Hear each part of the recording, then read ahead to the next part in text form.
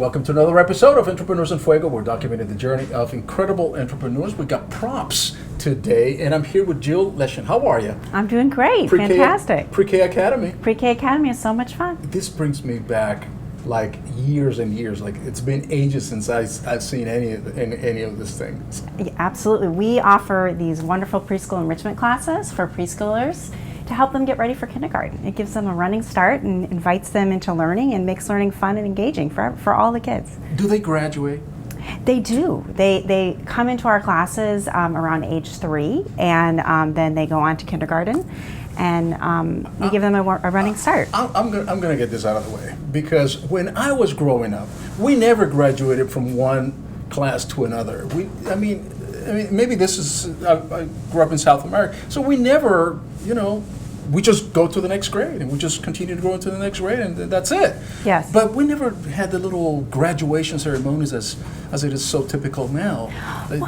Nowadays the transition between preschool and kindergarten is huge. It used to be kindergarten was more like preschool, and now kindergarten is the new first grade.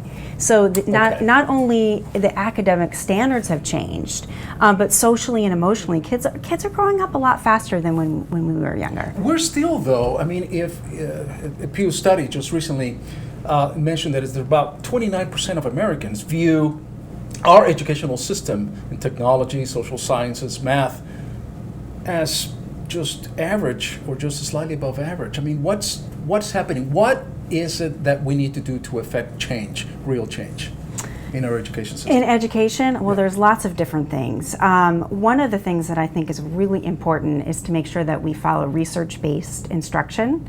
And one of the things that we really promote with Pre-Kacademy is that we know that play-based, developmentally appropriate instruction in preschool is the best academic experience for children. Wonderful. And a lot of times we see something that's called the pushing down theory. So what that is there's a philosophy out there that if we teach children things sooner, that they're going to know them better, and that's not necessarily true. It's more about the how we teach them. Is the how we teach them, and that's what you do. I mean, that is your approach with Pre-K Academy. Pre-K-Academy enrichment classes are a great way to bridge the gap between preschool and kindergarten. We know that before the age of 5, 90% of brain development has already happened. 90%. Say that again. Before the age of 5. Before the age of 5. 90%? 90% of brain development has happened. Wow. So these formative years are so important to developing the mind. So it's really important that we follow research-based instruction. And in the preschool setting, a play-based, developmentally appropriate setting is vital for the success of a child academically, socially, and emotionally. But today, we are up against what we were talking about is the pushing down theory. Right. And a lot of people feel that if you learn something sooner, you're going to know it better. And in a lot of cases, it's true. Kindergarten is now, like I said, the new first grade. So children are being taught to learn to read and learn to write and do basic math in kindergarten. You have a passion for this. I have a huge passion for this because I believe so strongly that we need to preserve the preschool. We need to make sure it's play-based so children can learn how to be social and develop their minds. But at the same time, we need to prepare children for the new expectations of kindergarten. And that's what our classes do. And we do it in a way that's fun and engaging. Talking about fun and engaging. I will tell you all about that. I gotta know what this is. This is a syllable slapper. A syllable slapper? A syllable slapper. All right, describe what a syllable slapper is gonna do. So a syllable slapper is a lot of fun. Everything we do in our classes is very multisensory. We use our bodies. I get a feeling that if I say something, then you're gonna. All right, no. What does that do? What we do is we build something called phonological awareness, which is a very important pre-reading skill. Okay. So we segment syllables with this. So Francisco, you have 3 syllables, and so they tap out their names with this, or they tap out apple, so they can hear the different beats in the language. Huh? Yeah, and then they apply it to reading. Yes. All right, the slapper. Now, what is this? This is a syllable stick, so it's the same concept. So they can count the sounds like cat, k, a, t. So they're learning phonemic segmentation. So they're sounding out words in their head. So So they're preparing the brain to learn to read. And this is my favorite.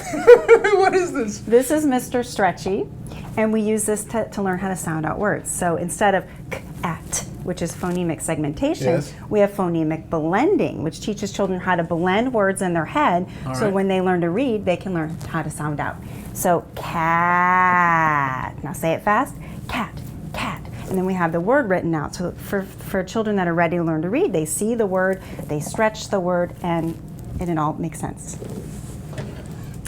Now this Mirror on the wall. this is our magic reading mirror, and the children learn to look at their mouths when they make the letter sounds. Oh. So it's waking up different parts of the brain. So they're hearing the sound, and they're seeing the way their mouth looks when they make the sound, and that way their retention rate goes way up with their letter sounds. This is a puppet pencil, and we have all different types of puppet pencils. And this is just another way to make learning fun and engaging for children. So the letter L, for example, we start at the top and we buzz down, zzz, zzz, and that's how you make an L. And they do it on the carpet, they do it on their arm, they do it on a friend's back. So you get that kinesthetic learning as well. And this is a little B. Little B. Behave, Taylor. Anyway, so what else? We in the glasses, right? These are our letter detective glasses. So when we're hunting for letters, we put these on, and it's just so great because the kids get so excited to wear these glasses, and when they see the letters, they get so excited. When they name the letters, they're so proud of themselves, and it's just such a great way to introduce learning to young children. I want to go back to pre-K. Okay, so this is what? This is one of our puppets. We use a lot of puppetry in our classes. The puppets teach the children about the different sounds, and this is our friendly mouse, and he teaches them about the M sound, and he teaches them all types of different things about character and letter sounds and reading and writing and math, and he's just really fun. You know, this is great. I think this is going to be my puppet when the next time I introduce my next guest. Fuego, we're documenting the journey of, that's what this was going to be. Yeah. Now, and then you have these sticks right here. These are also for phonemic segmentation and syllable counting. So Yep. just like we did with the slapper, we can do the same thing. Apple, and they just love it, and it slows them down. Apple. So it takes a little time, and you're using your gross motor skills here as well. So you're lighting up different parts of the brain when you're learning about the different pre-reading skills. And this is bad boy right a here. phonics phone. So when we learn the letter sound, if you say it in here, try it. Yeah, Your okay. voice is amplified. Apple. Oh my God! Yeah. Yes, apple. Bam. Yeah. So And when you we're can learning hear. about beginning sounds, we emphasize the beginning sound, and then the children Wow. make that correlation. They This absolutely is- love it.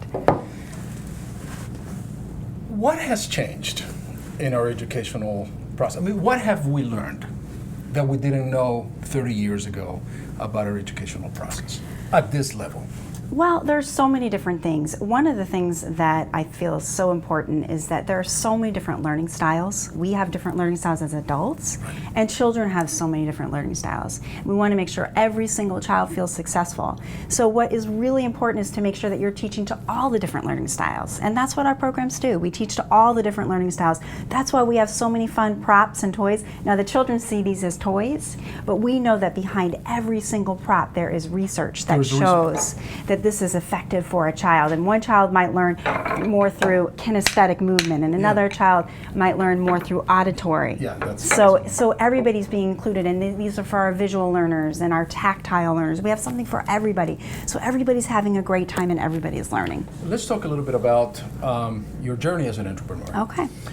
Your biggest this is a business. At the end of the day, this is a business that, by the way, is just a wonderful thing, because you're teaching 90% of the brain is developed before the age of 5. You say, so this is a wonderful thing you're doing, but it is a business at the end of the day, and you have to market it. How do you market a business like this? You know, we have been so fortunate because our business has grown because of word of mouth. We started off with one little teeny class, and the parents were so excited about these classes because the children were coming home. I'm so excited about Pre-Kacademy. I can't wait to go. I They want were more. actually looking forward to going back. They the following were day. asking their parents for more classes. Wow. So we started off with one little class, And then we grew, they asked us to add another class, so we added another class, and then it grew into over 30 classes a week. So we just keep adding and adding different classes, and now it's a whole program. Where do you see taking this wonderful concept in the future? Well, right now we are so excited because we are opening up at different preschools. So we are excited about expanding around the valley. If there are other preschools that are looking for academic enrichment classes for their children, we are the company for that. We're a great service not only to parents who are looking for more academics, but to preschools, because that way preschools can preserve the play-based, developmentally appropriate preschool setting, right, which is what we know research shows is the best academic experience for children. But our classes sort of bridge that gap between preschool and kindergarten and offer extra academic enrichment in a way that's fun and engaging for children. Your biggest challenge as an entrepreneur, what is it? My biggest challenge is balancing my life. I started this company because I was a teacher in the classroom for many years and a curriculum developer and a reading specialist for many years. Sure. And then when I had a family, I wanted to be there and teach my own children. Sure. So being in the classroom for 8 hours a day was no longer something that I could find. It wouldn't work in my life anymore. No balance. So I started teaching these little classes at my son's preschool. And I'm so grateful because it just kept growing and growing, and now it's a whole company, and this is my livelihood, and this is my job now, and I'm so grateful for that. But it's a constant struggle, leaving the schools and having things that I want to accomplish there, but I can't do it till later because I need to take someone to hockey practice. And so I'm just grateful to have all of that in my life. So it's a good problem to have. You validated a book I read a while ago that said that everything I learned about life I learned in kindergarten. Yeah. And it's true. I mean, you learn how to share. You learn how to play with others and be Right. nice and Right. all these things. That's where you learn it. That's where Right. you get your base. That's why it's so important to preserve the preschool. A lot of preschools are moving towards more of an academic approach where it's more teacher directed. And then kids are missing out on those vital skills that you're talking about, how to share, how to be social, developing a curiosity and a love for learning. We don't want to take that away from the preschool. But we understand why parents are concerned that they want to make sure their children know the skills that lay the foundation for academic success. Kindergarten is just looking a lot different now. Should we have a class for parents? Yes.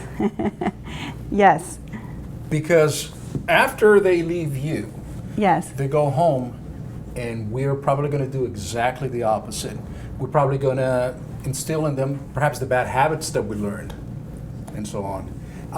Maybe there should be a class for the parents to kind of just get up to date in the type of methods that you're teaching, so that it kind of just segues into I'm so glad you brought that up, because we have a piece of our program that I have not had the opportunity to mention yet. When the children leave our classroom, they get a Yes. little sticker on their back. Yes. And on the back, it tells the parents something that they learned that day and gives them a little activity to do with their children. Right. So not only are we teaching the children, but we're also educating the parents on what developmentally appropriate practice looks like at this age. a beautiful thing. Jill Leshin. Yes. So nice to meet you. I admire what you do so much. Thank you. It's right there. That's the foundation, right? That's where it starts. Yes. With the Yes. kids. Absolutely. Thank you. Awesome. With that, we're out.